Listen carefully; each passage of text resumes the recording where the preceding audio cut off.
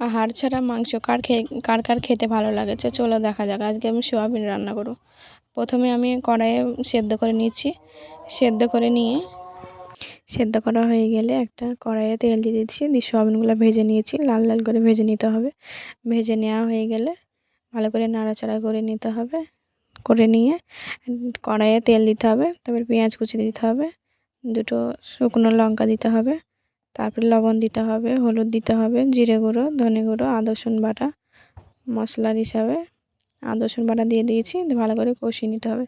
কষিয়ে নিয়ে যখন মশলা থেকে তেল ছাড়বে তখন সোয়াবিনগুলো দিতে হবে। তারপরে দুটো দারচিনি দিয়েছি, লবঙ্গ দিয়েছি, এলাচ দিয়েছি, দিয়ে ভালো করে কষিয়ে নিতে হবে। কষিয়ে নিয়ে তা কার কার ভালো লাগে খেতে এই মাংস হাড় ছাড়া মাংসটা কার কার ভালো লাগে খেতে সবাই একটু জানাবেন। তাই এরকম সাহায্যে দুটো আমি সেদ্ধ আলু হাতের সাহায্যে ভেঙে নিয়েছি।